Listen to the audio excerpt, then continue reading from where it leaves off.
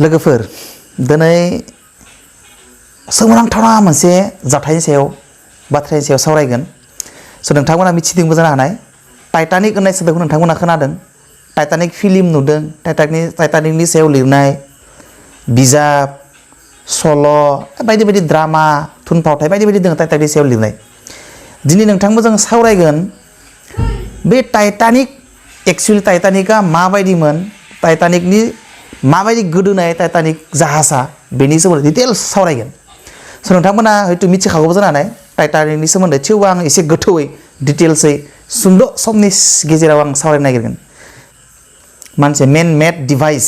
largest मेन मेड डिभाइसमोन बे टाइटानिकआ ओरैबायदि गिदिरमोन बे जाहाजा बै समाव बेसेबां गिदिर जाहाजानो गैयामोन टाइटानिक जाहाजा दाना टाइटानिक जाहाजनि सोमोन्दै नोंथांमोना मिथियोब्ला सोमोनांगोन आरो बियो बोरै टाइटानिक जाहाजा लैथोआव आटलान्टिक लैथोमायाव बियो बोरै गोदोनाय साबैसे मानसिया माबायदि थैनाय बिनि सोमोन्दै डिटेल्स बाथ्रा नोंथांमोना मिथिनो मोनगोन टाइटानिक जाहाजखौ नोंथांमोना बेसेबां गोदोर होननानै सानो बियो टाइटानिक जाहाजनि गोदोर गोलावखौ आं बुंनो नागिरदों बियो गोलाव हमना ला 270 माने 270 मिटार गोलावमोन बेसेबां गोलाव जागोन आन्दाज खालामनाय बहुत गोलाव जागोन बियो आं आन्दाज मोनसे होनो नागिरदों बियो प्राय फुटबल फिल्डखौ जों बयबो मिथिगौ मोनथाम फुटबल फिल्डखौ जों ओरै जरा लगायोबाथाय बेसेबां गोलाव जायो अन्तत बेसेबां गोलावनि मोनसे जाहाज आरो गुवारा बेनि 28 मिटारबा अलमस्ट बियो मा जायो मोनसे फुटबल फिल्डआ जेसेबां गुवार आरो मोनथाम फुटबल फिल्डखौ जों ओरै जरा लगायबा बेसेबां गोलाव जायो एसेबां गोलाव होमबा बेसेबां गुवार आरो गोलावनि मोनसे जाहाजमोन बियो बिराद गिदिर मोनसे न' बायदि आरो गिदिर गुवाहाटीनि फ्लेटआनो एसेबां गिदिर फ्लेट गैया होमबा बेसेबां गिदिर फ्लेट जागोन बियो मोनसे दैयाव सलायनाय मोनसे नाव जाहाज आरो बे जाहाजा गोजौआ 175 मिटार 175 मिटार बेखौ एसा बुङोबाथाय आन्दाज मोननाय नङा अलमस्ट बियो 17 थाला 17 स्ट'रिड बिल्डिंजों समान बियो 17 ताला माने 17 ताला बिल्डिंआ जेसेबां गोजौ जायो अलमस्ट बेसेबां गोजौफ्राम बियो होमबा भाबिना नाय बेसेबां गुवार आरो बेसेबां गोजौ मोनसे जाहाज बियो आरो बे जाहाजाव खेबसेयावनो 3,500 जन मानसि जार्नि खालामनो हायोमोन दावबायनो हायोमोन माने 3,500 माने 3,500 मानसिफोरा खनसेयावनो दावबायलांनो हायोमोन एसेबां बुरजा मानसि लांनो हानाय मोनसे गिदिर गोलाव गोजौ जाहाजमोन बियो 17 ताला बिल्डिं भाबिनानै नाय 17 ताला बिल्डिंजों समान गोजौमोन बियो ओरैबायदि गोजौ आरो गिदिर दावबायनायनि सिस्टेमफ्रा ओरैबायदि बेयाव मोनथाम क्लास दङमोन फार्स्ट क्लास सेकेन्ड क्लास आरो थार्ड क्लास फार्स्ट क्लासआ एकदम सानि बिल्डिंफ्राव थायो आरो 10 तालासोनिफ्राय साथिंगालाय सब फार्स्ट क्लास टिकेट जायफ्रा बुरजा टिकेट दाननानै फार्स्ट क्लासनि टिकेट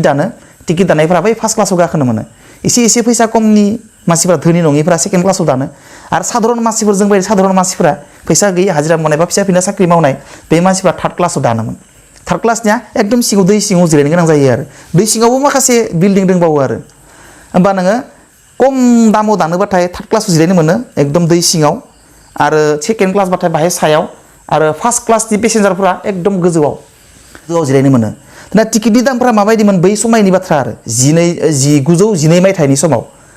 बै मायथाइयाव टिकेटनि दामफ्रा फार्स्ट क्लासाव टिकेटनि दामानो बै समावनो 2,70,000 फ्राम 2,70,000 जोंनि इन्डियान रुपिसआव नायोबा आरो इसोर नायोबाथाय 4,300 माने 4,000 डलार फ्राम आरो बै समनि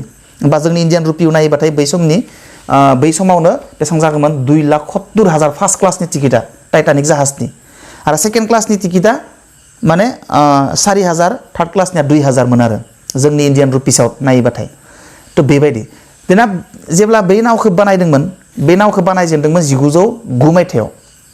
जास्ट 1909 मायथाइयाव बानायनांगौ होनना प्लेनिं जादोंमोन बेनिफ्राय 1911 मायथाइयाव बे जाहाजखौ बानायजेनदोंमोन आरो बे जाहाजखौ 1911 मायथाइयाव बानायनानै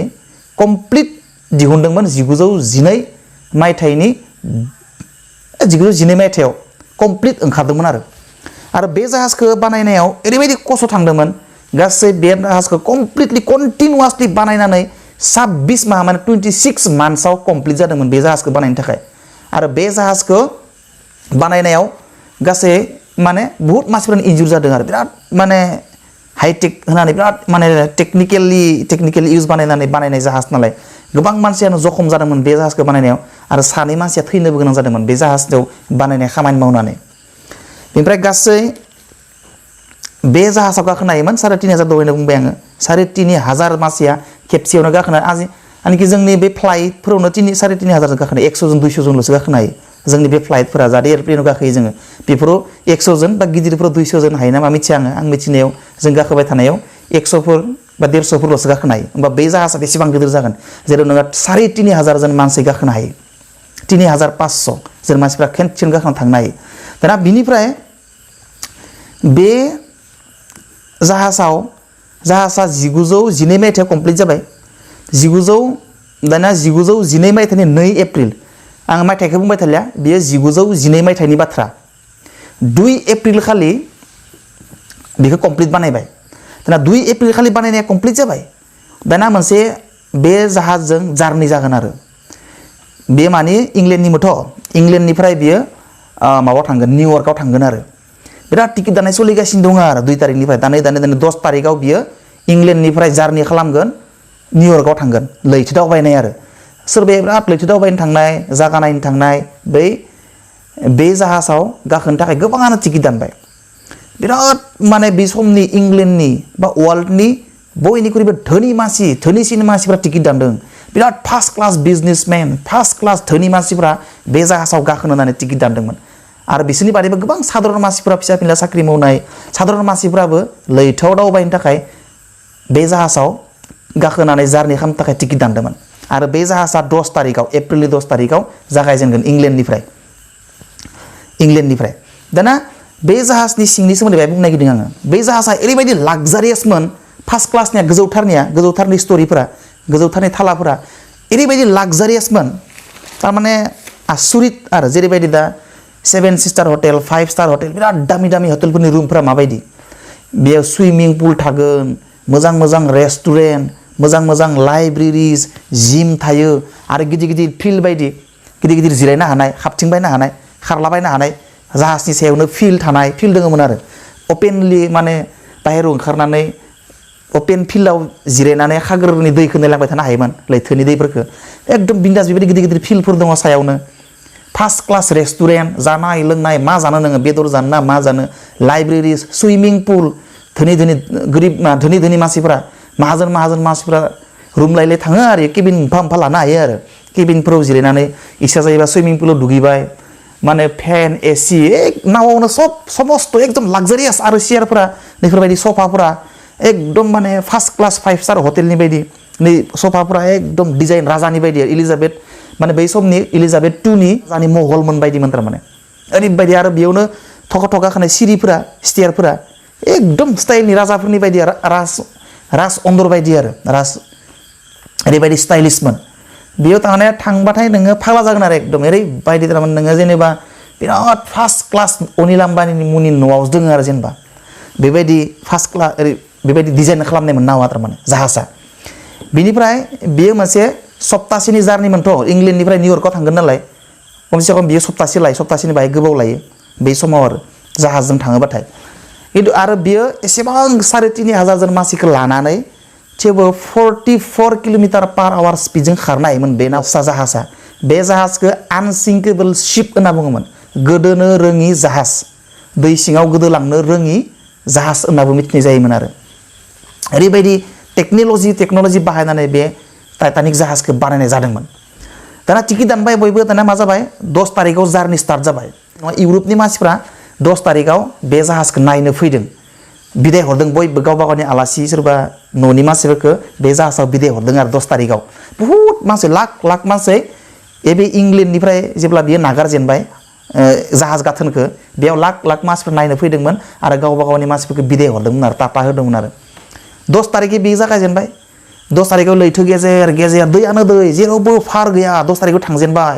थाङो दैनि होरलां होरथां गुथाल गिदिर गुथालाबाबो जेबो नङा गुथाल सौसि थांदो बे टाइटानिकआ आरो बेनि फुल फर्मा RMS टाइटानिक दै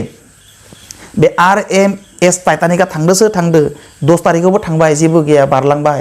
11 एप्रिलावबो थांबाय थाबाय जेबो खैफोद गैया बिनिफ्राय थाङै थाङै 12 एप्रिल 12 एप्रिलावबो थांबाय 13 एप्रिलावबो थांबाय 13नि उनाव 14 एप्रिल खालि 14 बियो मोनथाम जायगायाव हाबलांदोंमोन जे टाइटानिकआ फार्स्टआव बियो आयारलेण्डनि चारबार्ग होननाय जायगायाव बियो दबदादोंमोन बियो माखासे मानसिफोर दैखांदोंमोन बेयावबो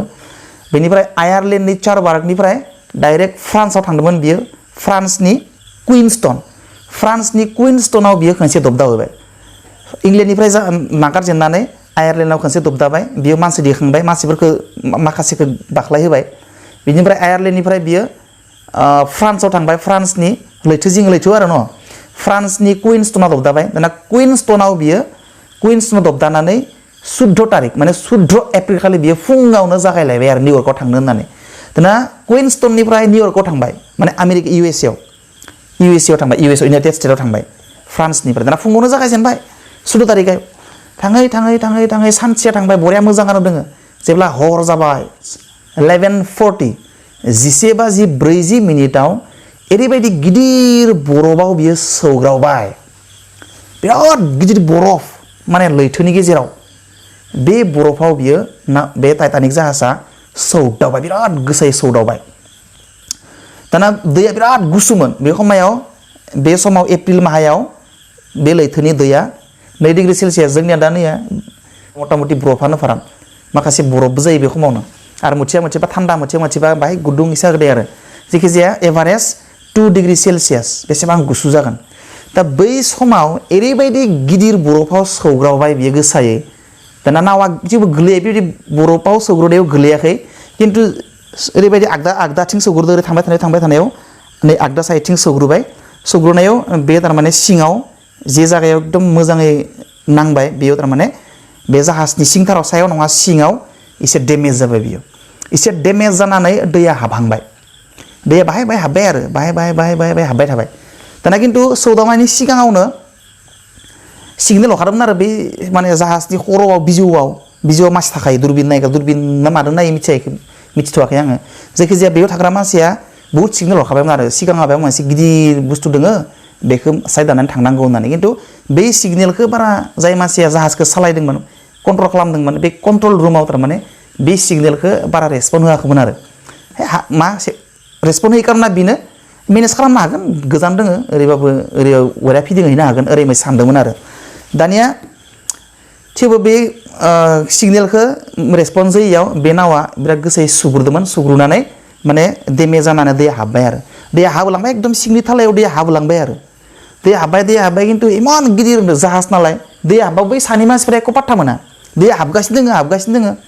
हाबबाबो सानै मानसिफ्रा पात्ता मोना सानैफ्रा एकदम एन्जयमेन्ट खालामनायाव सोरबाया लोंदो सोरबाया जादो सोरबाया गेलेदों सोरबाया उन्दुना दोङो सानै थालानि मानसिफ्रा खारन सिङावसो दै हाबदों नालाय दाना सिङाव दै हाबोसो बहुत हाबबाय दाना दै हाबनाय लोगो लोगो डेमेज जानाय लोगो लोगो कन्ट्रलार मानसिफ्रा जाहाजखौ जाय कन्ट्रल खालामदोंमोन बिसोर मिथिबाय जे नावाव दै हाबबाय आरो माबा मोनसे एक्सिडेन्ट जासिगोन खिन्थु पेसेन्जारफोरनो खिथानाय जायाखैमोन आरो मानोना पेसेन्जारफोरा माने बिराद दुखु मोनगोन पेनिक जागोन खारला खारसि जागोन नालाय बेनि थाखायनो बे पेसेन्जारफोरनो थब खिथानाय जायाखैमोन आरो खिन्थु जायफोरनि रुमाव हाबदों बिसोर मिथिदों खिन्थु सायाव बहुत ताला दोङो नालाय जेरै 17 तालानि समान बियो ओरैबायदि बियो 269 मिटार गोलाव उनाव हाबै ओमफ्राय उनाव फोरमायहरनाय जाबाय ओजा एकदम माबायाव बोरियाव माने लैथोनि फार बाहागोआव जे ओरै एक्सिडेन्ट जाबाय खिन्थु बिसास मोनसे दङमोन जे बियो मालाबाबो बे जाहाजा आनसिंकेबल जाहाज मालाबाबो गोरोआ बियो बे गोरोनो रोङा नालाय एक्सिडेन्ट जादोंबा जादों लाखै थांबानो मोनहैगोन होनना बै फारनिफ्राय फैनाय मानसिफोर लाखै फैबाय बिसोरबो बारा गुरुत्त' लादिया सिरियास लादिया खिन्थु जाहाजाव दैया हाबदोसो सिङाव जाय कम्पार्टमेन्टफोराव जाय स्ट'रिफोराव जाय थालाफोराव दै हाबदों बिसोरो खारला खासि जादों सानैफोरा मिथियाखै बिदिनो दै हाबै गासै 2 घन्टा 40 मिनिटाव जेरैबो दैया हाबलाजोब्बाय जेरैबो रुमफोराव हाबलाजोब्बाय ओमफ्राय नावा गोदोलांबाय थाबाय दैया जेसेबांनो हाबदों जाहाजा गोदोलांबाय थादों 2 घन्टा 40 मिनिटाव जाहाजाव मेक्सिमाम दै हाबजोबनानै मा जाबाय दैया बिराद बुरजा हाबनानै फारसेथिंगालै ओरै सग्लायगलाय जानानै नैबे नावना ओरै सग्लायगलाय जानानै बियो गेजेराव थमस्रबाय बे जाहाजा ओरैबायदि थमस्रबायनानै दैया हाबजोब्बाय ओरै जानानै थमस्रबायबाय नैथिंगालै गोजोननाय मानसिफ्रा स्ल' गोलैजोब्बाय ओरैबायदि खारला खारसि सोरबाया माने आसुरित दुखुनांथाव घटना सोरनिबा थेब्ला थेब्ला गथ' सख्ल' बख्ल' न'खरनि फेमिलिफ्रा थांदोंमोन सोरबा सोरनिबा हिनजाव सोरनिबा हौवा गथ' गथाय न'खर दैयाव एकदम पाल्टा पाल्टि एकदम खारला खारसि खारनाबो खारनो हालिया माखासेबा लामा नागिरना मोनलिया बिराद गिदिर बिल्डिं रखम नालाय बियो लामा नागिरना मोनला बेयावनो दैयाव गबोबाय हाजार हाजार स' मानसिफ्रा जेराव 2000 गासै मानसिफ्रा दङमोन बे समायाव 2224 जन 2224 पेसेन्जारफोर दङमोन गासै बेखिनिया मानसिया खारला खारसि इथिं खारला खारना बबाव खारनो नोङो जेरावबो फार गैया दै गोजा खारला खारसि जेरैबो माने खारनो हाया खिन्थु लाइफ बोट दङमोन गासै लाइफ बोटआ मात्र 20ताल' लाइफ बोट दङमोन जेराव नोङो 20ताल' लाइफ बोटआव नों 1000 जन मानसिफोरखौल' गाखोनो हायो बेयाव मानसिफोर दङ 2000नि सायाव मानसिफोर दङ खिन्थु लाइफ बोट्स दङमोन माने एक्सिडेन्ट जायोबाथाय नाव गाखोनो थाखाय लाइफ बोट होनना बुङो बेखौ लाइफ बोटआ गासै 20ता आरो बै 20ता लाइफ बोटआव गासै 1000 जोंनि बाहाय बुरजा 1200 जन मानसिफ्राल' गाखोनो हायो बाखि 1000 जन मानसियानो गाखोनाया मुनाया दैयाव गबलांजोबनो गोनां जाबाय ओमफ्राय माखासे बै नाव खबर हरनाया बोरिनिफ्राय बिसोर फैयै 2 घन्टा 20 मिनिटनि उनाव बाहाय गोबाव थाना मोनफायनानै बिसोरो माखासेफोरखौ नुफायबाय माखासेफ्रा माने थैलांजोब्बाय मानोना बिराद थान्दा 2 डिग्री सेलसियास गोबाङानो माने 15 मिनिट 20 मिनिटनि बारा थाना थानो हायाखैमोन जायफ्रा गोलैदों थान्दायाव रानथाबलांदोंमोन बिसोरना रानख्रबलांनानै थैलांनो गोनां जादोंमोन ओमफ्राय बे 2 घन्टा 40 मिनिटनि उनाव बे बोरिनिफ्राय नावा बासायनो थाखाय रैखा खालामनो थाखाय सफैबाय अब्लाना गोबां मानसियानो थैफ्रामजोब्बायमोन जायफोरा लाइफ बोटआव दङ बिसोर थाना दङमोन आरो जायफोरा माने बरफावनो थै बरफ रखम जानानै थै दोंजोबोमोन आरो ना माबाफोराव बेफोरावनो थुख्रा थुख्रि माबा माबिफोराव आरो दा बेबायदि मोनसे गिलु बालु आरो आसुरित जानाय घटना थ' डिटेल्स आरो गोलाव दङ खिन्थु बुंजोबला बेखिनियावनो बुंबाय आसल घटनाखिना बेखिना बेनिफ्राय गासै बेयाव मानसि थैदोंमोन 1500 जन मानसिफ्रानो बे नावाव गोदोनानै थैदोंमोन आरो मात्र 700 जन मानसिफ्रासो लाइफ बोटआव गाखोनानै आरो बै बोरिनिफ्राय फैनाय नाव गाखोनानै रैखा मोनदोंमोन थ' ओरैबायदि दुखुनांथाव घटना आसुरित दुखुनांथाव घटना थारमोन थ' डिटेल्सआ प्राय मथा मथि बेखिनियानो स' आरो मोनसे लास्टआव बेखिनियानो आरो न' उनाव मालाबा रायलायगोन इन्टारेस्टिं बाथ्रा बिदिनो घटना आसुरित गोमोथाव बाथ्रा दिनैनि थाखाय जाबाय बेखिनियानो दोनथ'लायबाय बाय बाय